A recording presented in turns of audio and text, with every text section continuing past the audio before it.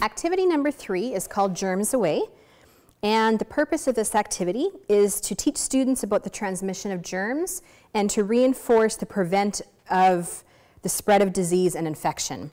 So what we need for this activity are our Germs Away cards, and they come like this, so you can photocopy the originals and cut them into individual cards. And then you want to give students the cards. So depending on your class size, you may be able to give 1 card to each student, you might have to give a couple cards to each person, or you might have to have students pair up for 1 card if you've got a very large class. And all of the cards either have fortunately or unfortunately written on them. So we have a bunch of scenarios, and each scenario has a pair. All of them start with unfortunately. So the scenario, for example, will say, unfortunately, Lila has a skin infection on many parts of her body.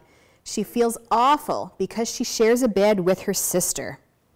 And then there will be a fortunately card that matches with it that shows that Lila has used some kind of prevention technique to prevent the spread of germs. So when you give the students the cards, they need to get up and mill about the class and find the person who they think has the matching pair to their card. Once they've matched them, they stand together, and once everyone has paired up with the matching card, you get them all to read them out. What we're trying to do is get them to think more critically about ways that we can prevent the spread of infection. We aren't ever going to be able to prevent all infections from happening, but if people can think about ways to stop the germs from spreading when they do have an infection, whether it's on their skin, whether they're sick with something that's causing them to cough or sneeze or splutter or blow their nose, then hopefully they're going to take part in those activities and prevent the germs from going other places.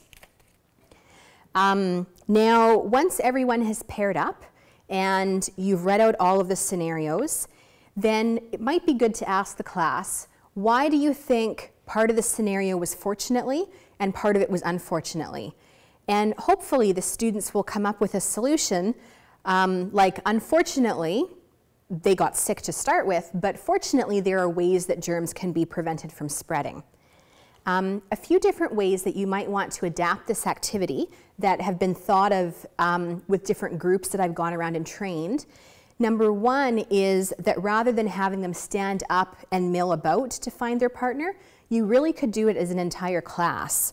So again, if each person was given a card or a couple cards or people paired for a card, rather than standing up, you could get the first person to start reading an unfortunately card, and whoever thinks they have the match would then read out their fortunately card. And you would do it all verbally rather than getting them to stand up and mill around.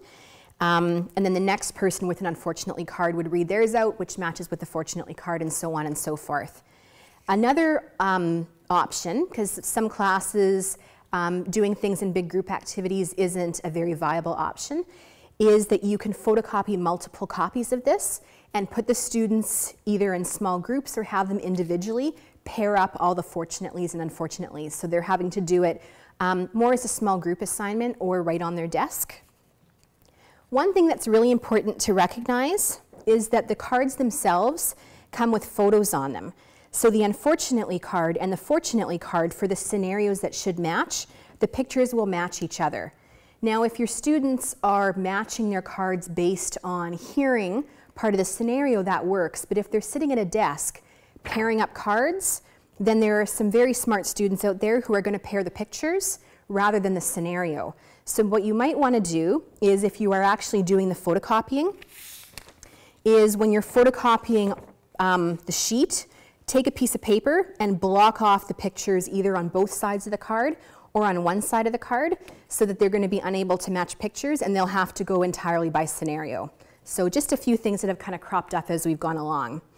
But the activity is usually very well received and really gives the students an opportunity to think about times when they've been infected with certain things or people they know have, and ways that, again, they can prevent the spread of germs in the future.